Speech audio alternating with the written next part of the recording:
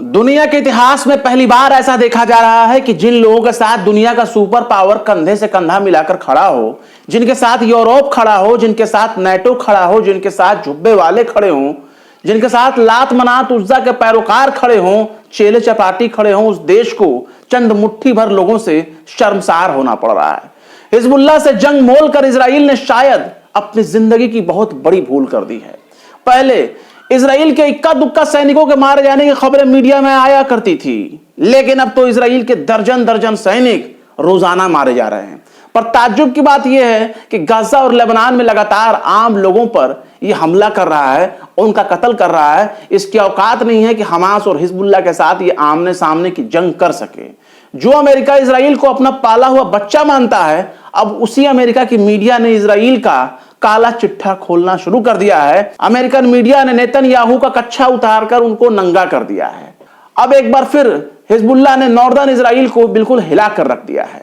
इस बार हिजबुल्लाह ने northern Israel पर ऐसा हमला किया कि इस हमले में 29 से ज्यादा इजरायली सैनिक मारे गए।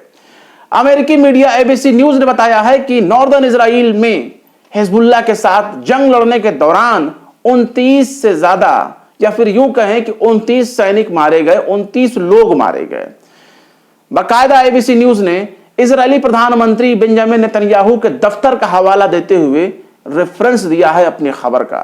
एबीसी न्यूज बताता है कि हिजबुल्लाह के साथ लड़ाई के दौरान उत्तरी इजराइल में 29 इजरायली सैनिक मारे गए। हालांकि यह हमला ऐसे वक्त में हुआ है जब इतवार को ही बेनियामीना मिलिट्री बेस पर हिजबुल्लाह ने ड्रोन से अटैक किया था।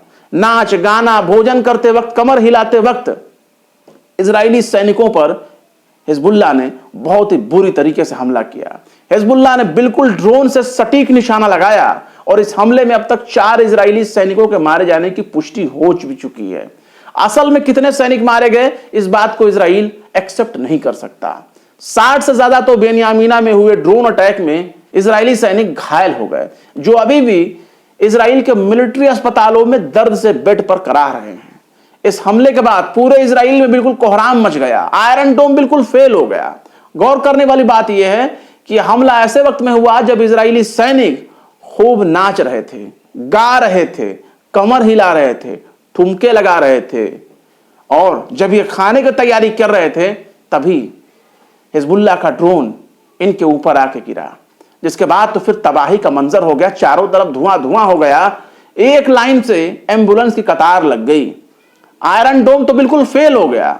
सबसे गौर करने वाली बात यही है कि आयरन डोम बुरी तरह से नाकाम हो गया, क्योंकि हिजबुल्लाह ने आयरन डोम को कंफ्यूज करने का तरीका बहुत अच्छे तरीके से सीख लिया है और उसने पहले अपने छोटे छोटे रॉकेटों के जरिए मिलिट्री बेस को निशाना बनाया, जिसमें एयर डिफेंस सिस्टम यानी आयरन डोम बिजी हो गया उनको रोकने में। उसका सारा माइंड उन रॉकेटों को रोकने में लग गया जिन रॉकेटों को इजराइल पर हिजबुल्लाह की तरफ से दागा जा रहा था। जिसके बाद हिजबुल्लाह ने अपना एक भारी भरकम ड्रोन जो है वो मिलिट्री बेस पर दाग दिया, जिसके बाद बेनियामीना का क्या हाल हुआ ये आप देख सकते हैं। मामला सिर्फ यहीं तक नहीं है, रोजाना इजरायली सेना पर हमले हो रहे हैं। इजराइल कितना बड़ा वीर बहादुर है, इसका अंदाजा आप इसी बात से लगा सकते हैं कि 2 हफ्ते गुजर चुके हैं ईरान के हमले को। जब ईरान ने 1 अक्टूबर को इजराइल के मिलिट्री ठिकानों पर हमला किया था, इजराइल के ऊपर हमला किया था, उसके बाद से लेकर अब तक 2 हफ्ते गुजर चुके हैं और इजराइल रोजाना कोई ना कोई तैयारी ही करता रहता है कि वो ऑयल ठिकानों पर हमला करेगा, वो न्यूक्लियर ठिकानों पर हमला करेगा, वो इजराइल के सैन्य ठिकानों पर हमला करेगा। ये तमाम तरह के दावे हर दिन आते रहते हैं, मिनटों मिनटों इस तरह के दावे किए जाते हैं मीडिया के जरिए, लेकिन हमला नहीं होता। और वो हमला कब करेगा इस बात का अंदाजा कोई नहीं लगा सकता। खुन्नस में इजराइल जिस ईरान के ऊपर हमला करना चाहिए उस ईरान पर हमला न करके वो खुन्नस में लेबनान और गजा पर हमला कर रहा है। दक्षिणी गजा में अब उसने एक म्यूनिसिपल कॉरपोरेशन की बिल्डिंग को निशाना बनाया, यानी एक सरकारी इमारत को निशाना बनाया है, और नगर पालिका की बिल्डिंग पर उसने हमला करके 5 लोगों को मौत के घाट उतार दिया है और मरने वालों में मेयर भी शामिल है और मेयर के साथ 16 लोगों की इजरायली हमले में मौत हो गई। ये हमला तब किया गया जब लेबनान जंग में घायल पीड़ित लोगों की मदद के लिए सहायता के बारे में एक मीटिंग चल रही थी और इस मीटिंग के दौरान ही नगर पालिका की इमारत को निशाना बनाया गया इजराइल के जरिए। दरअसल इजराइल बिल्कुल पागल हो चुका है और वो पागल इसलिए भी हो गया क्योंकि उसकी बुद्धि, उसका दिमाग काम नहीं कर रहा है। क्योंकि कई हफ्तों से इजराइल के सैनिक लेबनान बॉर्डर पर अंदर घुसने की कोशिश कर रहे हैं। वो बार बार लेबनान में घुसने की कोशिश कर रहे हैं, लेकिन जैसे ही वो लेबनान में कदम रखने की कोशिश करते हैं, जमीनी ऑपरेशन शुरू करने की कोशिश करते हैं, वैसे ही हिजबुल्लाह के लड़ाके इन पर बुरी तरीके से टूट पड़ते हैं। इनके चीथड़े उड़ा दे रहे हैं कि इनकी लाश की बोटियां भी नहीं मिल पा रही हैं। हालत ये हो गई है कि इजराइल लेबनान में जाकर बिल्कुल बुरी तरीके से फंस चुका है। वो यूएन की इमारतों पर हमला कर रहा है, यूएन के शांति सैनिकों पर हमला कर रहा है, जिसके वजह से दुनिया के कई देश, इटली जैसे देश भी इजराइल से नाराज हो चुके हैं।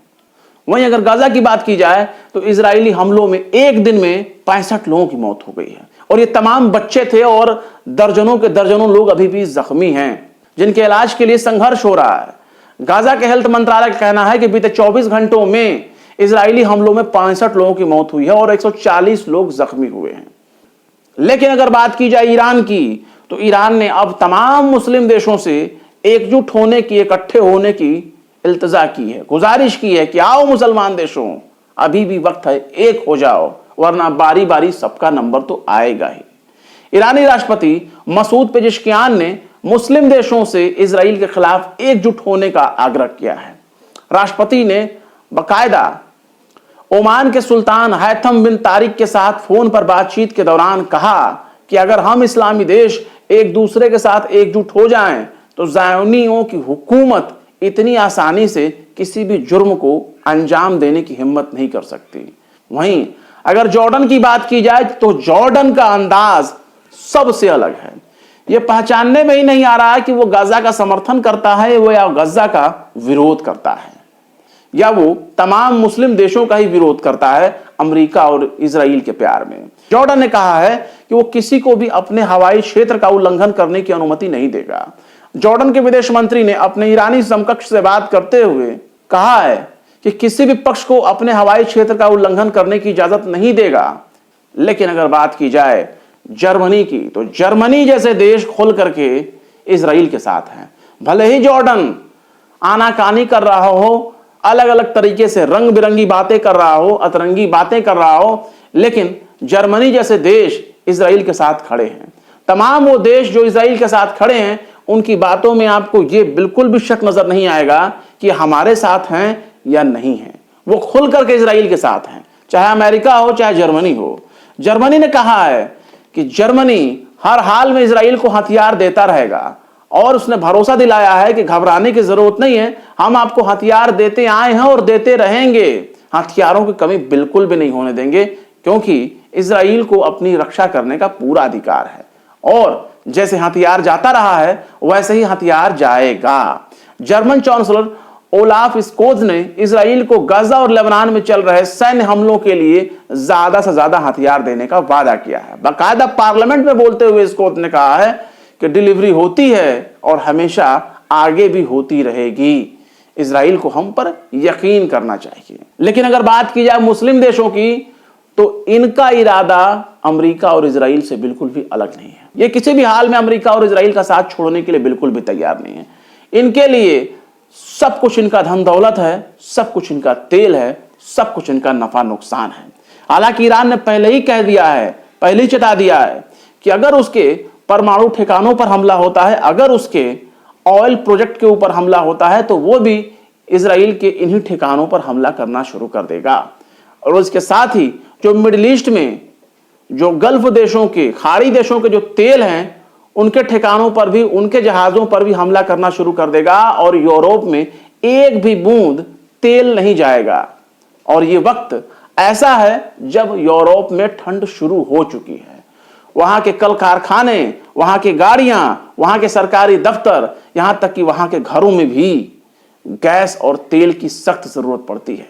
और ऐसे वक्त में अगर ईरान ने इनको नुकसान पहुंचाया तो पूरा का पूरा यूरोप कुल्फी बन जाएगा, बर्फ में तब्दील हो जाएगा। वहां मौतें शुरू हो जाएंगी, वो मौतें जो यूक्रेन और रूस जंग शुरू होने के बाद नहीं हुई, वो हालत ईरान के हमलों के बाद शुरू हो जाएगी।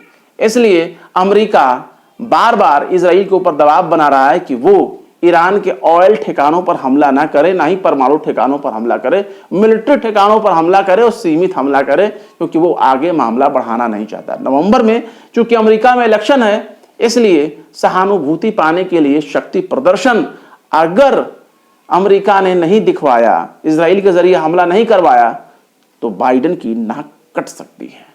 इसलिए इजराइल को मजबूत टिके रहना ज्यादा जरूरी है, वरना दुनिया थूकेगी कि जिसके साथ अमेरिका खड़ा हो, यूरोप खड़ा हो, बड़े बड़े जर्मनी जैसे नरसंहार के समर्थक देश खड़े हों, उस इजराइल को लेबनान और गाजा के आगे झुकना पड़ा, ईरान के आगे नाक रगड़ना पड़ा। फिलहाल क्या कहेंगे इस खबर के बारे में कमेंट बॉक्स में जरूर बताएं। वीडियो अगर पसंद आए, जानकारी ज्यादा है, इस वीडियोस में 3-3, 4-4, 5-5 स्टोरीज हमने आपको दिया है, अपडेट दिया है। उम्मीद करता हूं वीडियो आपको अच्छा लगेगा। वीडियो अगर पसंद आए तो लाइक करें, शेयर करें और बेबाक निष्पक्ष स्वतंत्र पत्रकारिता को सपोर्ट करने के लिए आप हमारे चैनल टाइम्स मेल को जरूर से जरूर सब्सक्राइब करें और हाँ, बेल आइकन का घंटी वाला बटन दबाना बिल्कुल ना भूलें, ताकि आपको हमारे चैनल पर आने वाले नए वीडियो का नोटिफिकेशन फौरन ही मिल जाए।